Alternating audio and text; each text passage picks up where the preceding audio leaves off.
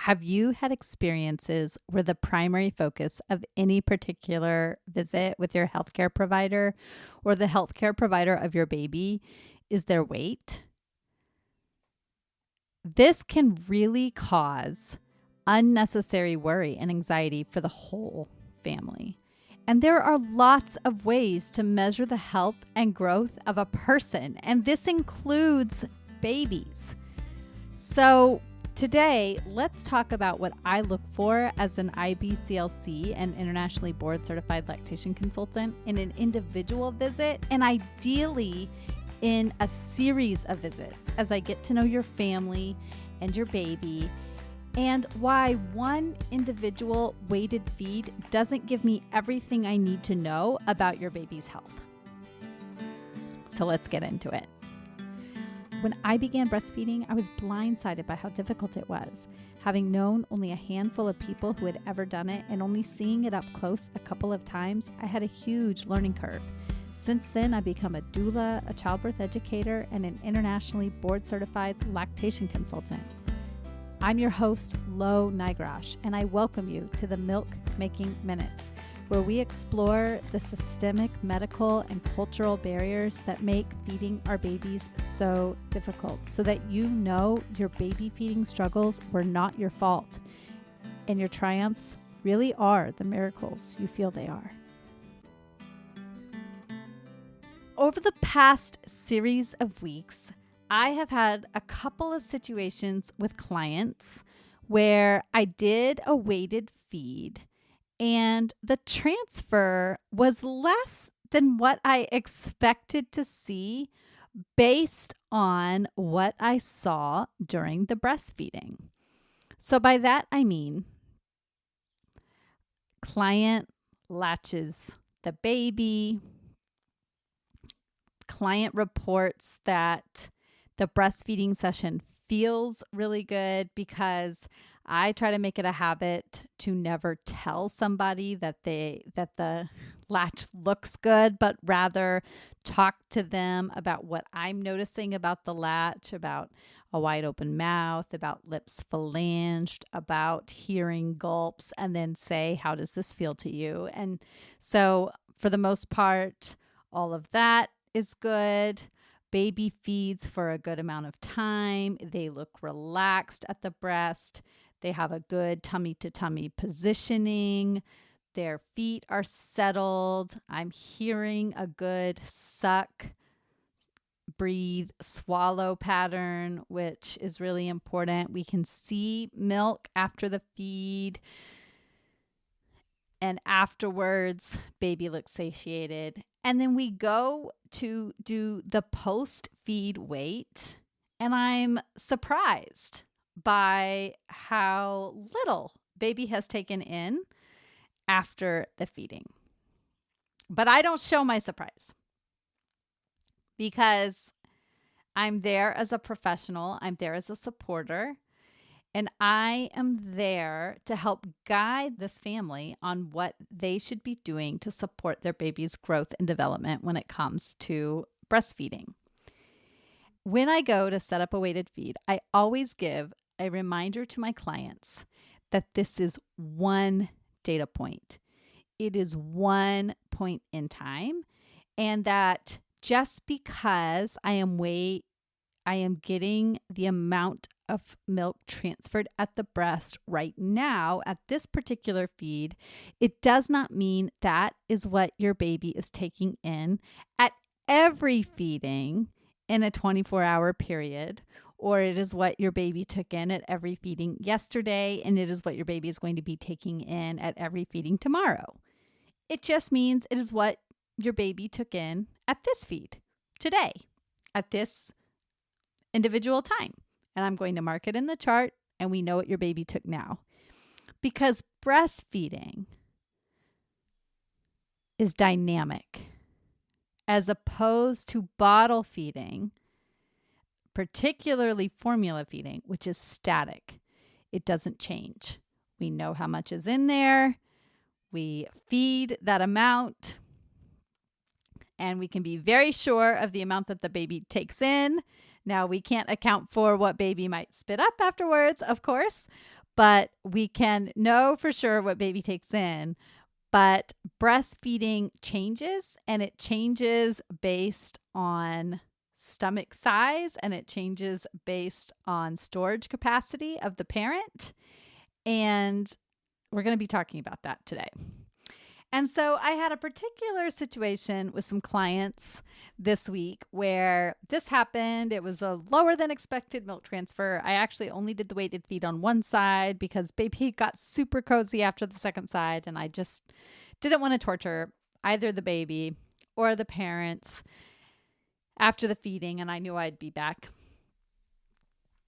And I had said, don't worry, I'm not worried about this. And then when I came home and I was going through my chart notes and I was getting ready to reach out to the family with the notes, I reached out to a fellow IBCLC. Her name is Erin Tangway. She's a good friend of mine, and she was actually featured on episode 25 of the Milk Making Minute. So I'll have that in the show notes of this episode, and I'll have her website featured there as well. She's a really great lactation consultant who also leads study groups for people who would like some help with studying for the board exam to be an IBCLC. She's the one who helped me study.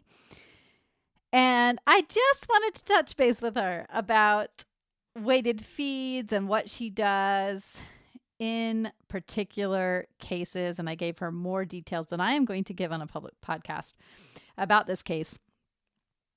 And she helped ground me as I help ground my clients in the data. And so what do we know about this?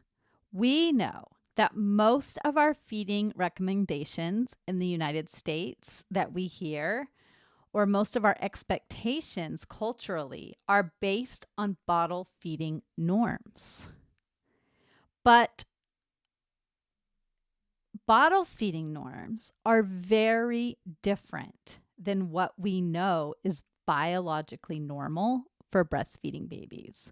So bottle feeding norms are based on feeding a certain number of milliliters or ounces on a schedule.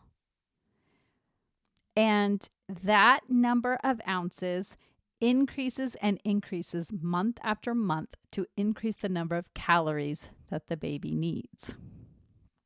We also know that bottle-fed babies on average consume more milk per feed and feed fewer times per day. And some studies suggest that an overfeeding pattern then gets established early in life, increasing the risk of childhood obesity. And I am not knocking bottle feeding because there are ways to mitigate this, including using paced bottle feeding, which I have an episode about, which I will link in the show notes. Last night, as a family, we had the rare opportunity to just have one child at home. We had not eaten dinner yet, and it was getting pretty late, but we asked him, it's just the three of us. What would you like to do? And my son said he wanted to take a walk at a nearby reservoir. And neither my husband and I were stressed out about this because we had a refrigerator full of Feast and Fettle, which had delivered home-cooked meals right to our front door that we knew when we came home from our walk, all we would have to do was just heat and serve it. So off we went on our walk right around sunset, around the reservoir. It was beautiful, just the three of us and our dog. And then we came home, and within 15 minutes, we had the most delicious coconut crusted cod and roasted cauliflower. And we ate it while we played Uno together. And the cleanup was so easy.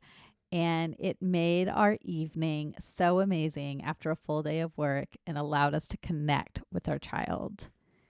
And this is why I am so happy that Feast and Fettle is a partner of the podcast, because I truly believe that anything that allows families to spend more time together and less time worrying about all the things they need to do, like getting dinner on the table, is something I can get behind. So if you would like to see what Feast and Fettle can do for your family, go to feastandfettle.com and use my code MILK to get $30 off your first week's order.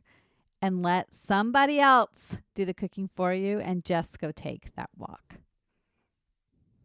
But we know that on average, formula-fed babies consume much more milk per feed and per day compared with nursing babies. 15% more milk at 3 months, 23% more at 6 months, and 20% more at 9 months, and 18% more at 12 months. And this is from a study by Heinig, Nomsen, Pearson, Lonergan, and Dewey. Part of this is because the mechanism of creating milk in the mammary glands and then transferring milk is quite different than that of mixing up milk in a bottle and feeding it. And babies are controlling the intake at the breast when we have breastfeeding rhythms instead of breastfeeding schedules. So here are some basic reminders about milk production and baby stomach size. The body knows to make colostrum when the placenta is delivered. That's when that hormonal signaling occurs to begin releasing. The colostrum has already been created, and that's the body's signal to begin releasing that colostrum for the baby. The volume on the first day, total volume, is 1 ounce because this baby's stomach is tiny. And researchers tried to see if they could stretch babies' stomachs on that first day using a sort of balloon mechanism, and they were unable to. Baby stomachs could not stretch. So if babies get overfed on that first day, it just comes out in the form of spit up. So 1 ounce total. That's why we're feeding tiny volumes. And that's why getting just little drops on day 1, day 2 is plenty for that baby. And then that volume increases to about 10 to 19 ounces for the daily total by day 7. And by this time, the baby's stomach is expanding and can comfortably hold about 1 to 2 ounces. By the 2nd to 3rd week, milk production builds as long as there is continued and frequent feeding.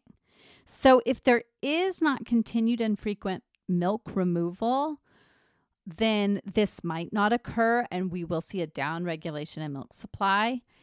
And by about the 2nd to 3rd week, it is possible to see that babies can consume about 2 to 3 ounces per feeding, and they're taking totals of about 20 to 25 ounces in a day.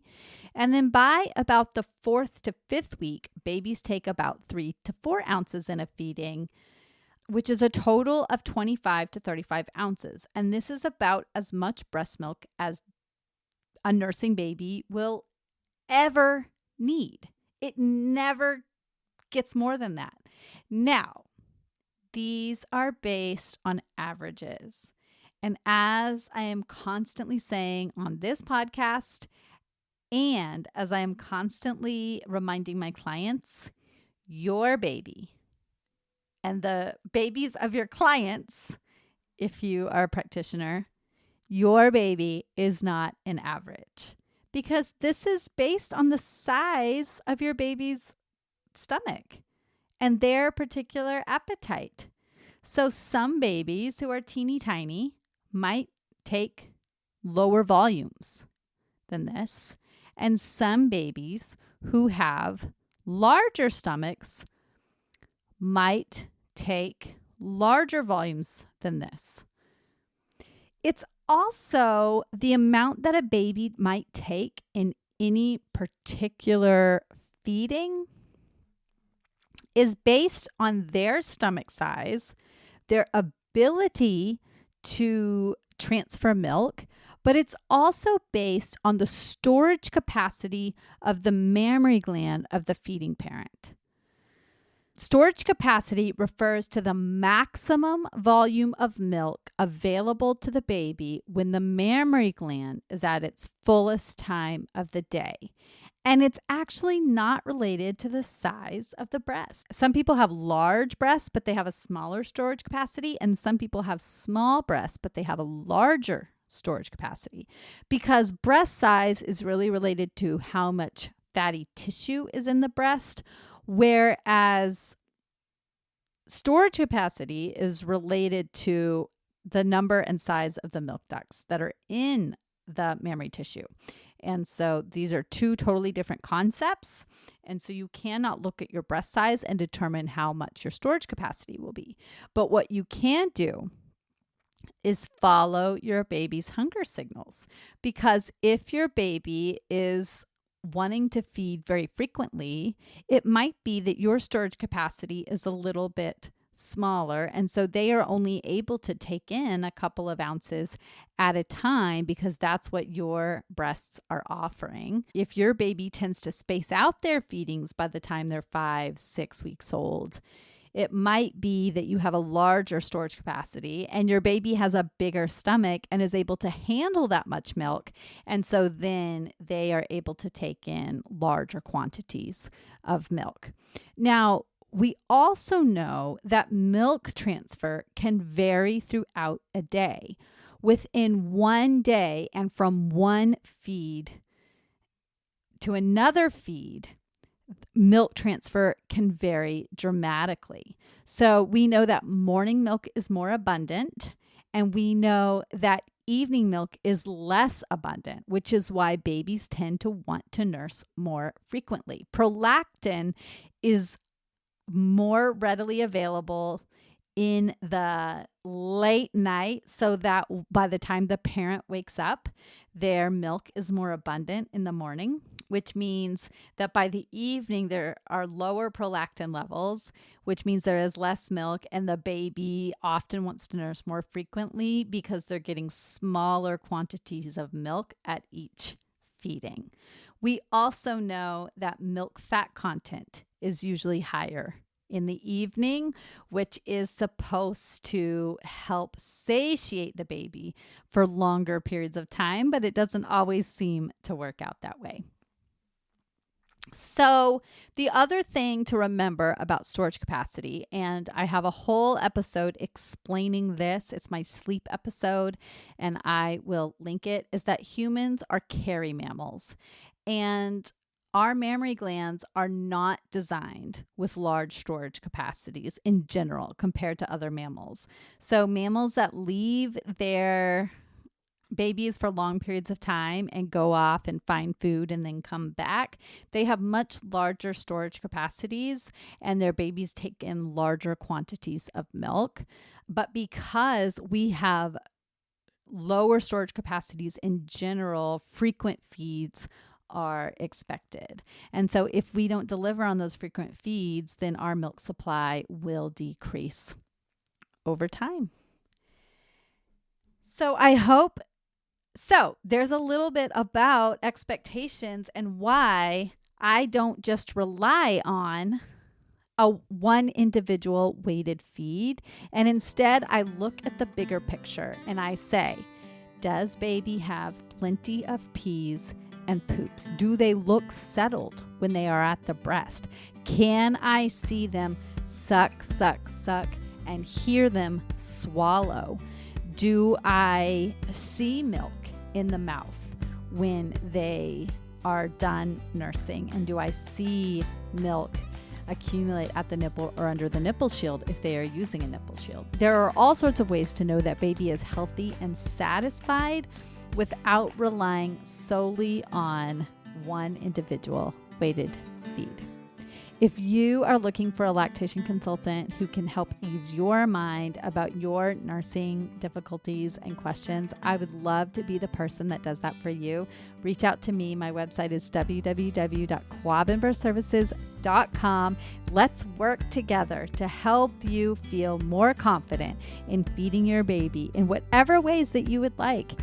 I'm here for it. Talk to you soon. And don't forget that you can go to feastandfettle.com and use my code MELT to get $30 off your first week's order. so that you can focus on spending time with your family, enjoying these summer months, and not worry so much about what to put on the table. It's really been great for my family to have delicious food delivered right to our front door and still get to spend these long evenings together. So enjoy that service or provide it for a friend who has a baby. Bye.